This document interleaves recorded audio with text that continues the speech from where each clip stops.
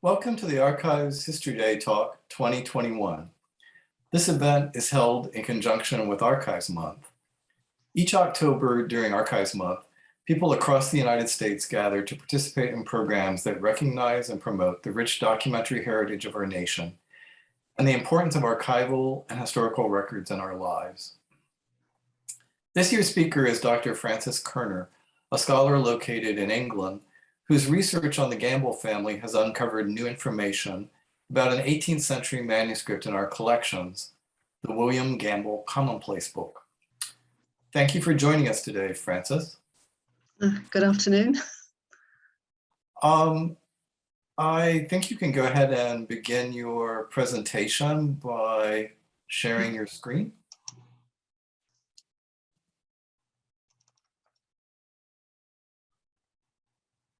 Great, that looks very good. Okay. My talk is in three parts, and I'm going to start by telling you how I became interested in the letters that I'm editing. Then I will tell you a little bit about the letters, and the third part will be showing you some of the archival material that I found along the way. So I want to take you back to 2007, and it was in that year that I was studying the history of a small village in Hertfordshire, just north of Boston. And I'll just show you the various parts of the village. It runs along this road up to about here.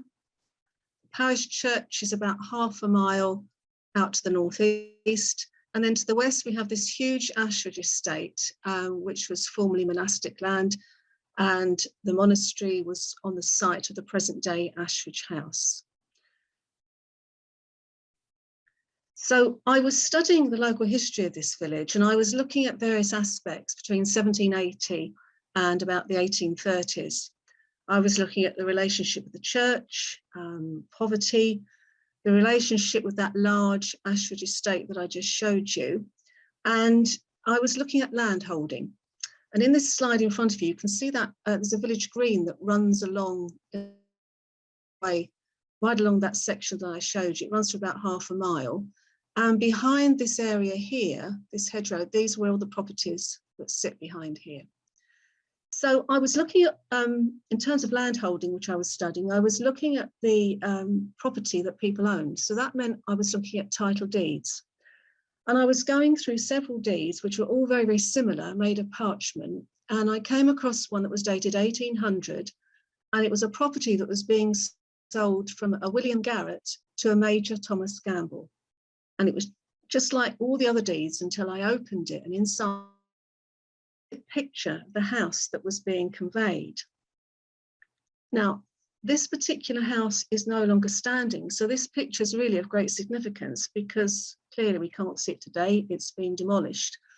It's probably demolished in the 1820s, but we do know where it was because the picture that was inside this deed had people's names either side of it. So in conjunction with other sources, we were able to locate exactly where the house stood. So it was in these trees here. And as you can see, it faces the village green. Now, it was a substantial house. It had an attic in the roof area. It was on 2 stories, and there was a beautiful, large, central wooden door leading into the house. There were 2 outbuildings and a neatly manicured front lawn and a white picket fence, which ran all the way along the. At the back, there was also a very nice manicured lawn, which actually appears, it's mentioned in the letters. And there were 2 large fields to the rear. You can just see the beginning of one here, which was, they were meadow. So the crop of hay from those meadow provided an income for the person who lived in the house. So Major Gamble, who built that property, if we were looking at it today, it would have stood just behind this hedge now, which clearly wasn't there. There was this white picket fence here. So the house would have stood about here. This monument to the left wasn't there at the time. That was built in the late 19th century, but it's a nice marker to show where the house was located. So if Major Gamble was looking outside of his house, that's the view he would have had, looking straight down to Ashridge House, which was built in 1808. It was roughly at the time that Major Gamble was there, and it was completed in 1814, and this is where the Earl of Bridgewater lived. It's even got its own church, as you can see. Now today, that's a business management college. Beautiful setting, as you can see, and an absolutely stunning view that Major Gamble would have had. So when I was studying this property, I was so intrigued by the picture, I wanted to know more about the house. And I didn't have time in 2007, so I came back in 2016 and I started to research the detail of the property, who owned it, who lived there, and why had Major Gamble bought it. Now, the house was built in 1658. The family who built it lived in it into the sale of Major Gamble's purchase. And the reason it was up for sale was because they'd mortgaged it and the mortgage was called in, so they had to pay their debt. So I wanted to know, well, how did Major Thomas Gamble know about this property? And it may have been because of his neighbours in the Elizabethan Manor House. They'd arrived in the village in the late 18th century and they probably told him, this property's up for sale, nice place to live, why don't you come and live here? Because at that point he was living in London. So Major Gamble moves here, but what I didn't understand was why he'd moved there. What was his connection? So I started looking around for biographical detail, and I got quite a lot about his British Army military career. And in the course of that research, I came across some letters which were at Duke University, and they are family letters relating to Major Thomas Gamble, which intrigued me even more because he had quite an extended family in America, but he decided to live in Little Gaddesden. So there was quite a bit of a story to tell. So when I saw these letters, which, as I said, are at in Duke University in the Rubenstein Library, they did give me quite a bit of biographical information about Mr. Gamble. The letters run from 1795 to 1852. And as I started to transcribe them, there's over 100 of them, I realized it was far more here than just the fact about the family. There was threads of litigation that the family were undertaking. They were undertaking a big court case. They were very keen on their children being educated. That was a big feature of the family. And of course, they were caught up in the War of 1812. They also didn't stay in New Jersey where they settled. They migrated out towards the west during that period. And like every family, there were tragedies that occurred, deaths and other things. And of course, they were trying to make a living. There were ups and downs in how they made a living. So when I started to research the letters, I realized I needed to go way back to understand what was really going on here and to understand, for example, the court case, which had its origins in the early 18th century.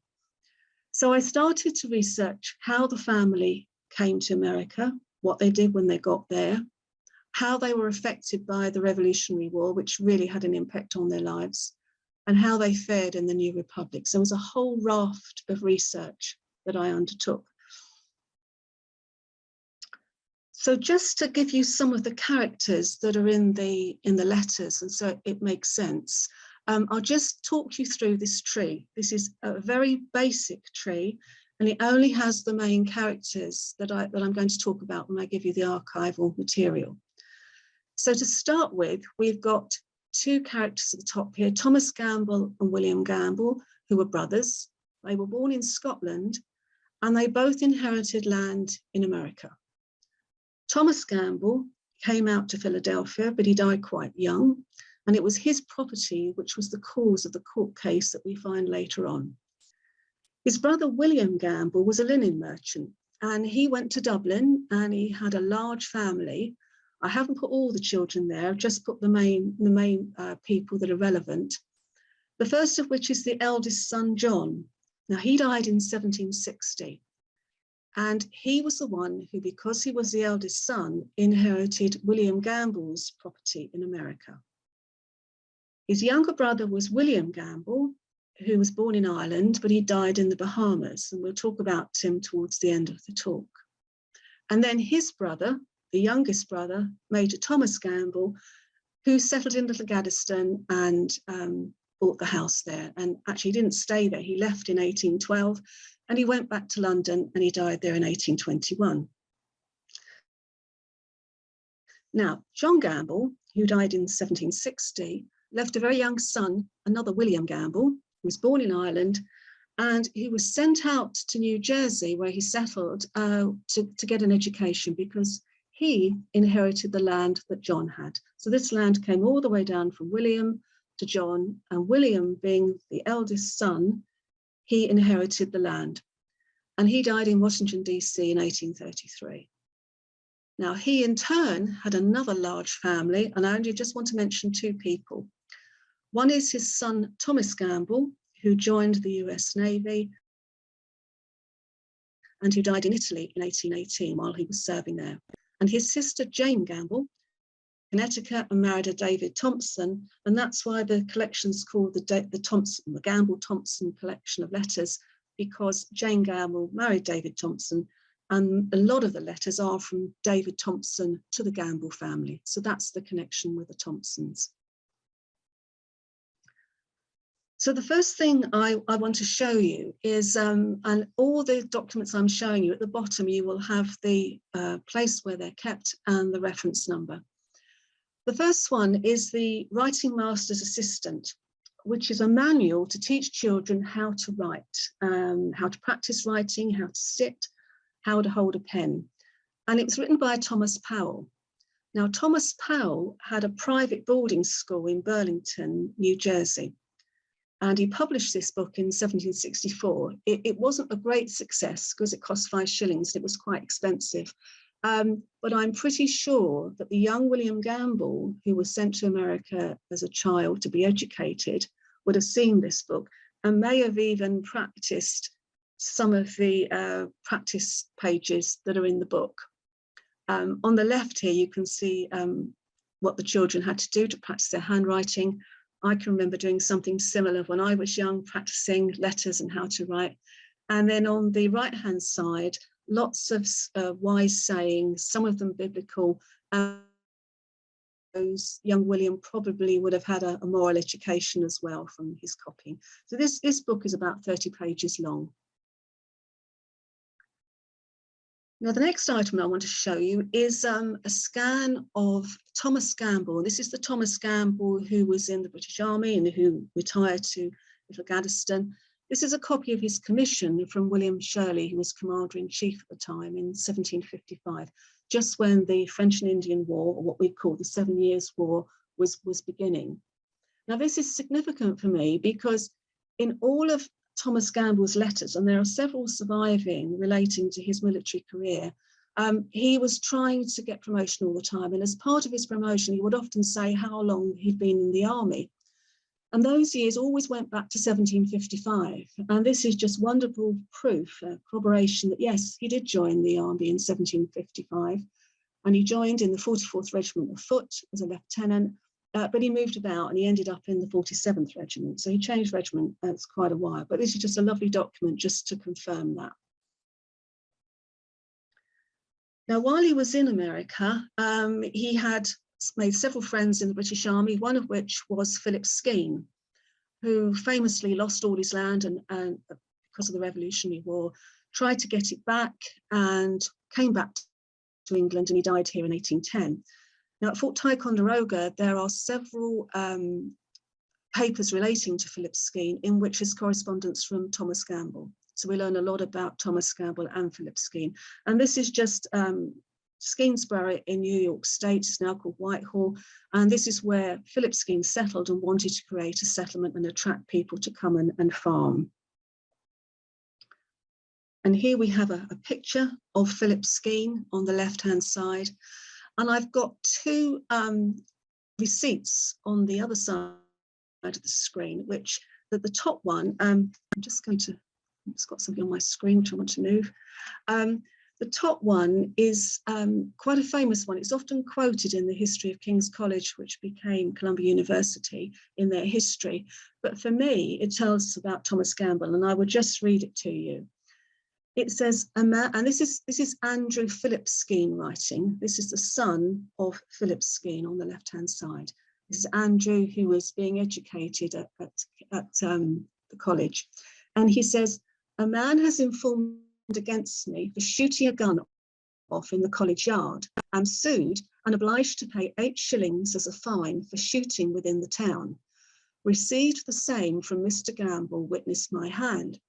So clearly Andrew got into trouble, he'd been sued, and Thomas Gamble comes to the rescue and gives him the 8 shillings to pay his fine. The bottom receipt is another one from Andrew Philip Skene. He's received some pocket money from Mr. Gamble.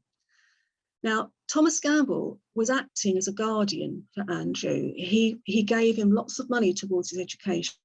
He gave him firewood for his fire, for haircuts, for buying books, and for accommodation.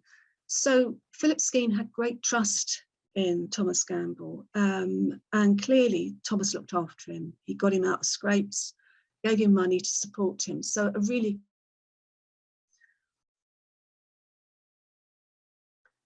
Now, when Major Gamble retired from the British Army, which was at the end of the Revolutionary War, 1784, he was actually serving in Quebec.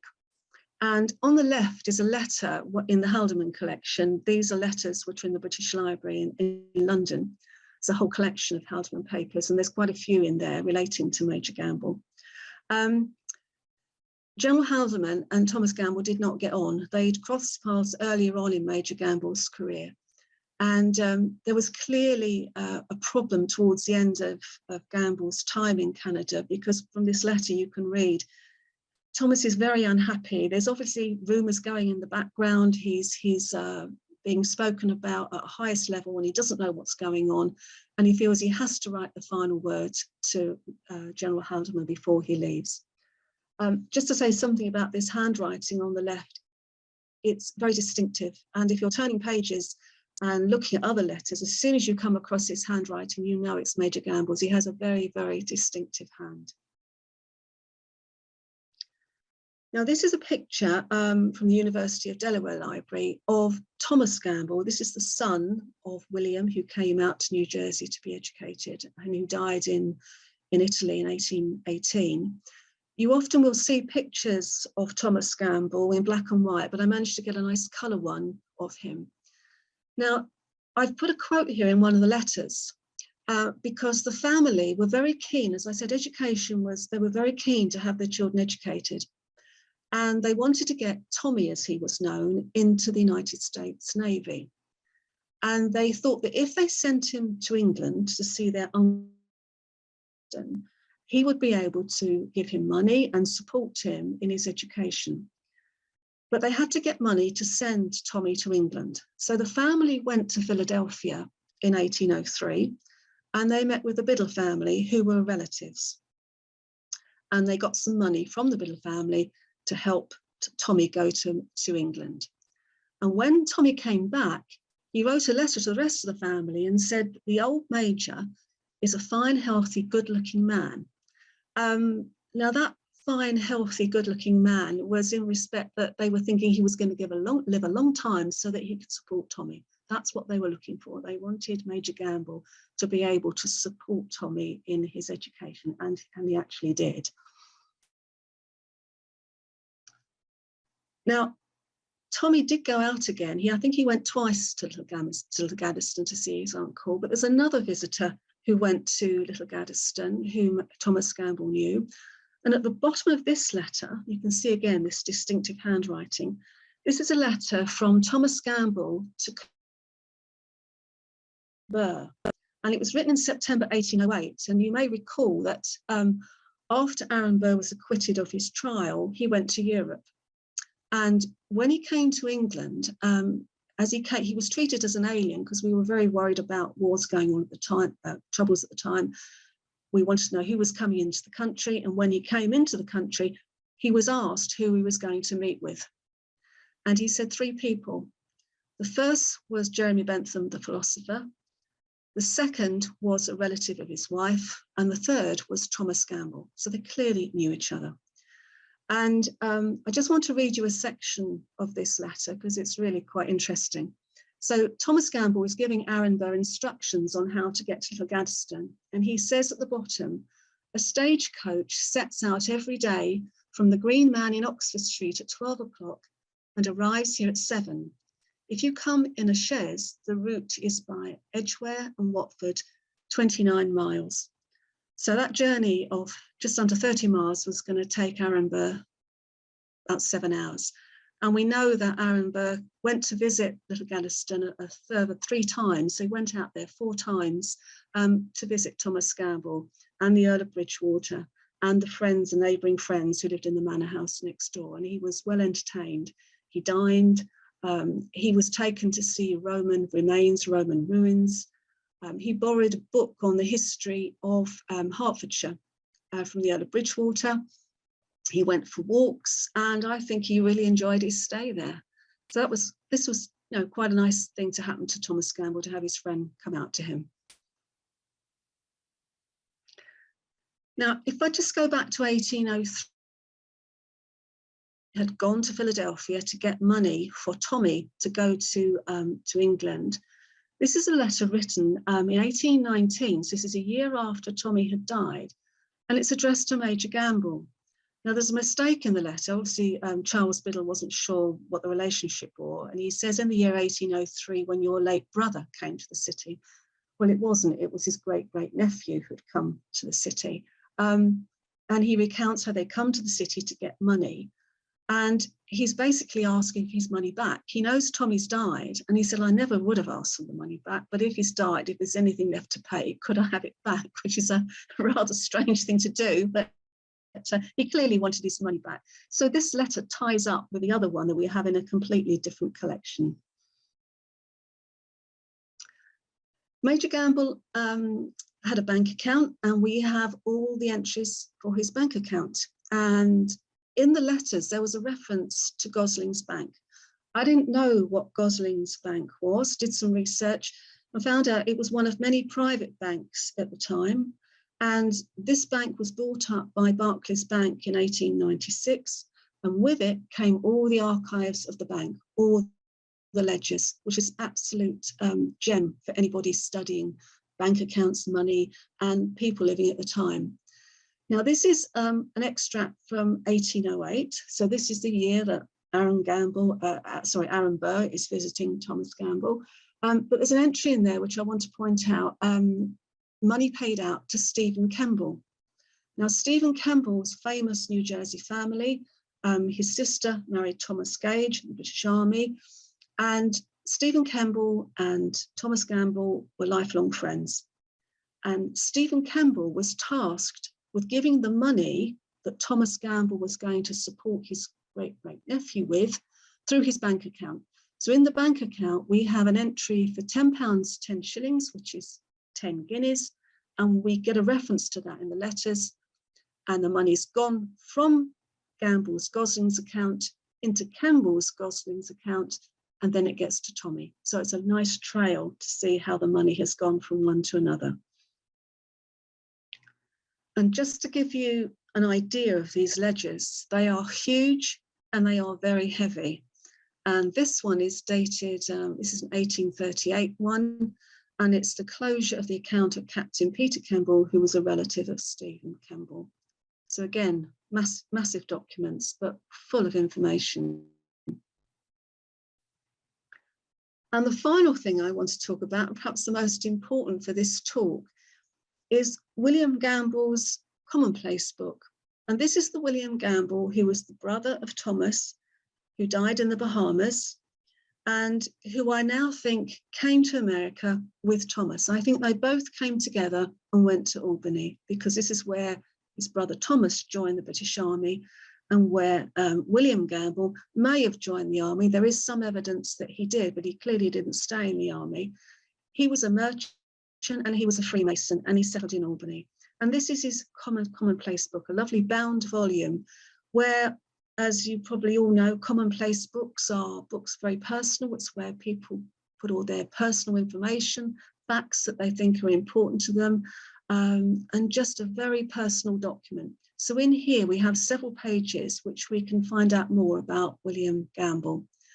And the first page here, he obviously wanted to have his dictionary in his book, and we've got at the bottom stated Albany 1769.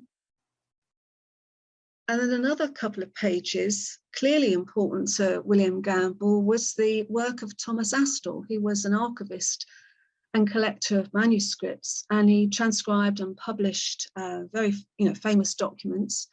And this is the reign of Edward II. Edward II died in the early 1300s. So William Gamble, he wanted this in his commonplace book, which is just quite fascinating. And then we've got a map of Staten Island, and this was drawn by William Gamble. He was stationed in Staten Island. He was in the British Army at this point in the 1780s. He wasn't a serving soldier. He was in the commissary department, which is a civilian department of the army, responsible for getting food and provisions. And he was based on Staten Island. So here is his map of Staten Island in the book. And at the top on the left-hand side, we've got a lovely sketch of William Gamble from the back. It's a pity we haven't got it from the front, but it's nice to have. He was clearly very good at drawing and sketching. And we also have on the other side, on the right-hand side, the arms of William Gamble. And underneath it says Commissary of Provisions on Staten Island, 26th of January, 1782. Now, we do know how he got this position, because in 1775, his brother in the British Army had written to his friends in New York and asked if they could find a position for William in the commissary department. And there are some documents which show him actually in the department, plus this one as well, which is absolutely great, because we actually placed this book and we know for certain it's the William Gamble and his connection with the family. So it's a great piece of evidence. Now he's got his coat of arms on here, and I just want to point out some parts of this coat of arms. We've got the crest at the top with the arrow, and we've got a lion rampant, and we've got 3 stars. These are mullets, and at the bottom it says 3 mullets jewels, jewels meaning red. Now, when I saw this, I was so excited because I was able to compare them. Now, I apologize for the quality. It's a little bit blurred, the one on the left, but this is an original parchment, which is in a private collection in America, and it is belongs to a Gamble family, a Gamble descendant of William Gamble, who came over and was educated. It's it's one of the descendants of that gentleman, and they have this parchment in their possession. Now, if you compare the two, you will notice that we don't have the helmet. We have the helmet on this one, but we don't have it on this one. But what we do have, we have these stars, which are red, and which we learned earlier should be red. So we know they are probably one and the same. Now, the question is, did William Gamble, who was in the commissary department, did he see this document? Did he copy it? Did he have his own copy? We just don't know. But I'd like to think he saw this particular document. I have no idea, but possibly he did. Just a little bit of a story on the coat of arms. It was done by a Charles Lynegear in Dublin in 1728. And Charles Lynegear was a professor of the Irish language. And as a bit on the side to do extra work, he prepared genealogies and coats of arms for wealthy Dublin residents. And there is some doubt about the authenticity of his work. So he may have created these arms, because I cannot find any reference to them in any of the heraldry offices in England, in Scotland, or in Ireland. So there is some doubt about the authenticity, but nevertheless, for our purposes, it links the two families. It links the descendant of the Gamble family with the William Gamble we see here. So that's a great piece of evidence. And so finally, as you can see, I've looked at various archives, both in the United Kingdom and in North America. This is just a selection of some of the archives I have gone to, seeking out information about the family, about what they did, how they lived, and bringing together all the connections so that the research into my letters is as full as it can be, I hope. I do hope to publish my work at some point. and bring this all together. But as you can see, a lot of places and a lot of legwork and a lot of research to bring it all together. And thank you for listening. Well, thank you, Frances. I think that has given us a really good idea of how to go about doing research of this sort, archival research. And also, of course, it's provided us with new information about an item in our collection. So thanks again. Thanks for joining us today. And have a good rest of the day. Thank you. Take care. Thank you very much. Thank you for listening.